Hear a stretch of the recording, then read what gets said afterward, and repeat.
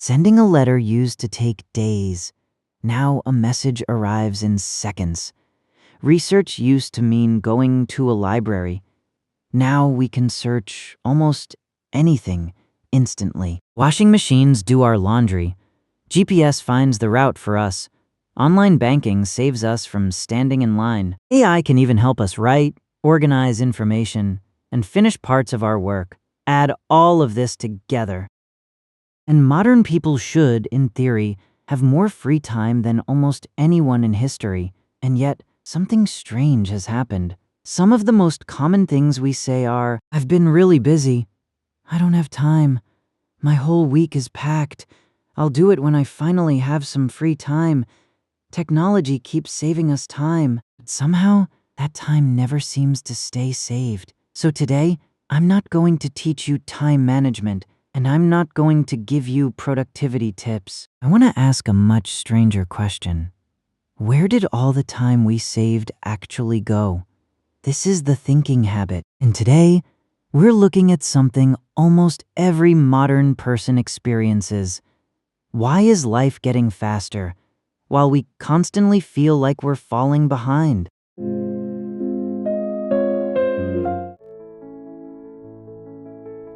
The German social theorist Hartmut Rosa has spent years studying one defining feature of modern life: acceleration. Modern society really is getting faster. Transport is faster. Production is faster. Communication is faster. Information moves faster. And yet, at the same time, people often feel that they have less and less time. That sounds contradictory.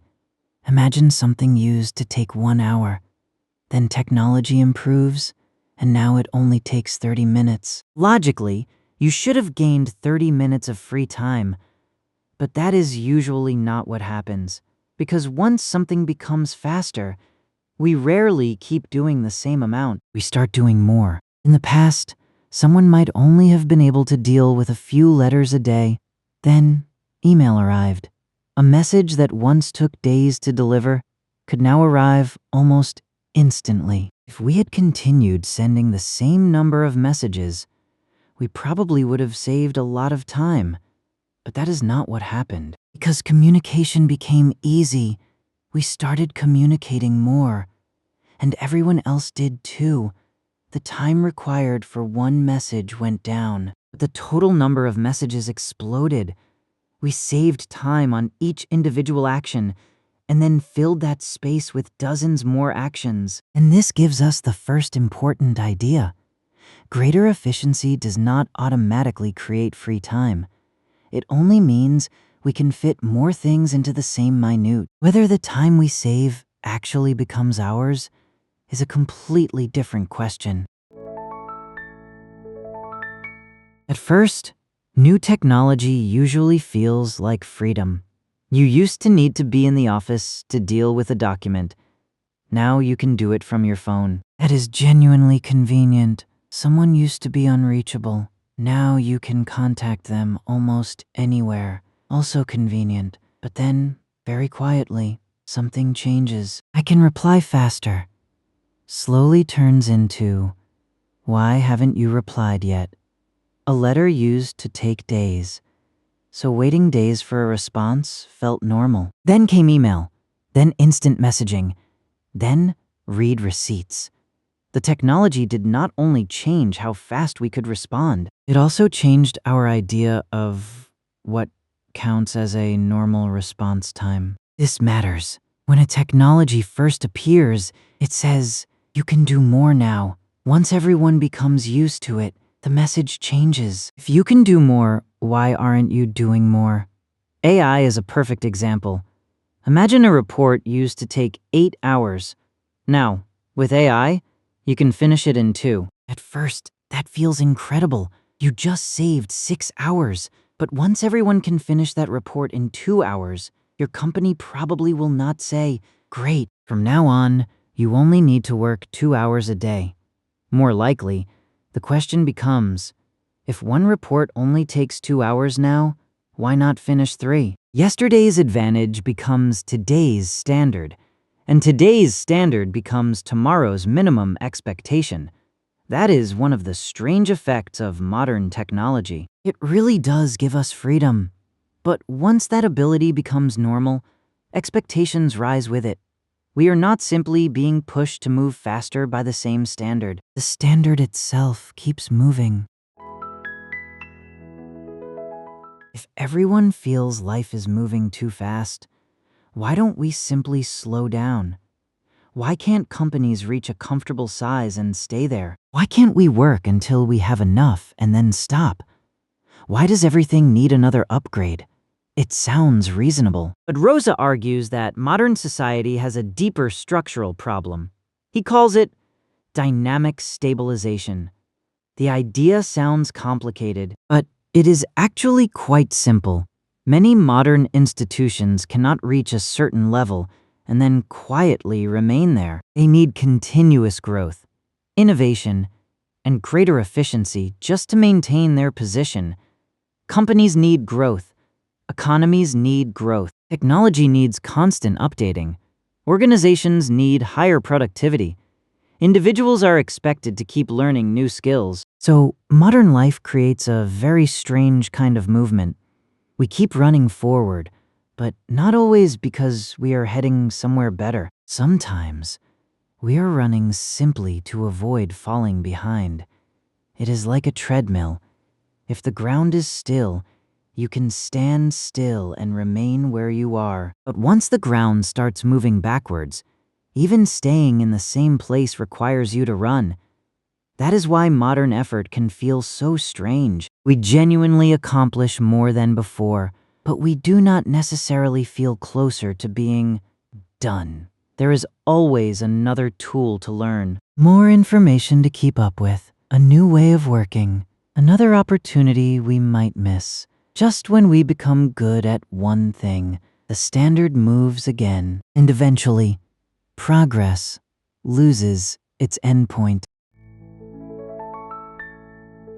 But technology has not only changed work, it has also expanded the world available to us.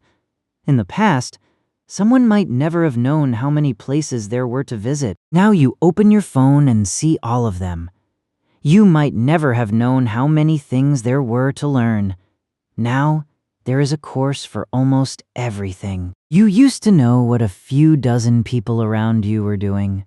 Now, every day, you can watch hundreds or thousands of other lives unfold. The number of possibilities keeps growing. I could go there. I could learn this. I could earn more. I could start another project. I could build a better body. I could read more books. I could become a completely different person. The world keeps opening up, but our time does not expand with it. The day is still 24 hours. A human life is still finite, and this creates one of the deepest tensions of modern life. Our possibilities keep increasing, but the amount of life we can actually live does not. So sometimes, I don't have enough time does not really mean today was unusually busy. It means that no matter how much we do, we can always see everything we have not done. Life starts to resemble a to-do list that can never be cleared, and the list has no natural ending. So maybe the real question is not, why does a day only have 24 hours? The harder question is, when does something become enough? It sounds simple. It is not, because modern society is extremely good at telling us more is possible. You could earn more, become more successful, get fitter, learn more, build more connections, have more experiences. Even rest can become something we optimize. Sleep more efficiently, exercise more efficiently, read more efficiently, travel more efficiently. Try to fit every attraction into the itinerary. Efficiency begins as a tool that helps us live. Then, slowly, it becomes a standard by which we judge our lives. Finishing 12 things in one day starts to feel more valuable than finishing 3 meaningful things. Visiting 12 countries in a year starts to feel like more life than deeply knowing one place. But doing more and living better have never been the same thing. This is where another contemporary thinker becomes useful. Byung-Chul Han. In The Burnout Society, he describes a particularly modern form of pressure. When we imagine oppression, we often imagine someone outside us giving orders.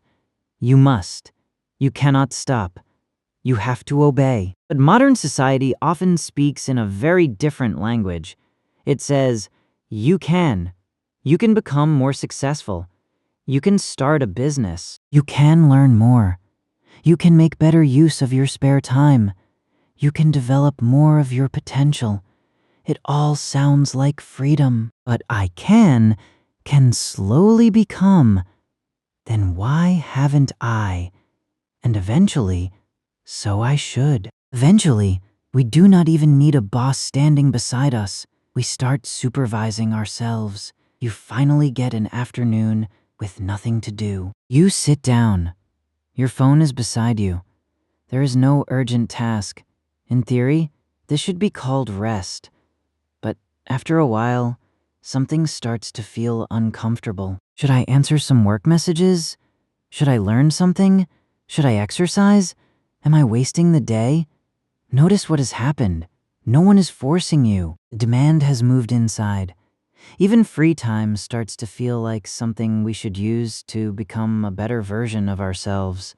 And this creates a strange modern problem. For a long time, we fought for freedom so that other people would stop controlling us. Now that they have stepped away, we may have learned to control ourselves for them. At this point, it would be very easy to turn the whole argument into, technology has ruined modern life. Things were better in the past. I do not think that is true. Technology has genuinely reduced enormous amounts of work. Faster transport is useful. Medical progress is valuable. Automation removing repetitive labor is a good thing. Being able to contact someone on the other side of the world within seconds is a real form of freedom. So the real question is not, why is technology making us exhausted? The better question is, why does every hour technology saves us get filled again so quickly? As long as that mechanism remains, the next productivity tool may not really create more free time. It may simply allow us to complete more things inside the same minute. So, let's return to the beginning. We really did save time. The time did not disappear. It simply did not automatically become freedom. It was filled by more work, more information, higher expectations, more opportunities, and one persistent voice. If I can still do a little more, why shouldn't I? So perhaps the modern problem is not simply, I do not have enough time. Maybe the deeper problem is, what in my life is actually allowed to end? When is work finished? When is enough money enough? When have I read enough information for today? When have I done enough? When am I allowed to sit still, produce absolutely nothing, and not feel that I am wasting my life? If none of these questions has an answer, then no matter how much time technology saves us, that time will eventually be occupied again. Because what we may be missing is not another tool that saves 5 minutes. It is the ability to tell ourselves, that is enough for today. So the next time you notice yourself rushing again, do not immediately open your calendar and try to squeeze 2 more things into the day. Ask yourself something first. What am I actually rushing toward? Am I rushing because this genuinely matters? Or have I become so used to everyone moving quickly that stopping now feels uncomfortable? We easily confuse being busy with having a full life. We confuse speed with progress, and we confuse efficiency with... But maybe we begin to truly own our time, not when we finally learn to fit more into every minute, but when we become capable of deciding, some things do not need to fit into this minute at all.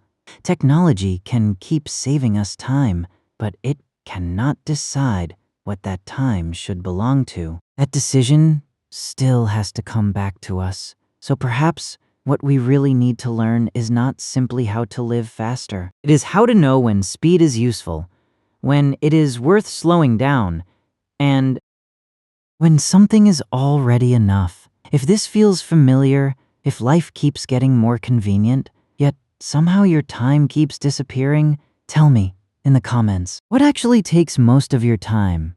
Is it really your work? Or is it all the things you constantly feel you should be doing, without ever stopping to ask whether they deserve your time in the first place? This is the thinking habit. We are not only here to find answers, we are here to take the questions we have become too used to asking and make them strange again. If you enjoy philosophy that starts with ordinary life and slowly takes the problem deeper, subscribe to the channel. Next time, we'll take apart another experience you probably live through every day, but rarely stop to question. See you in the next one.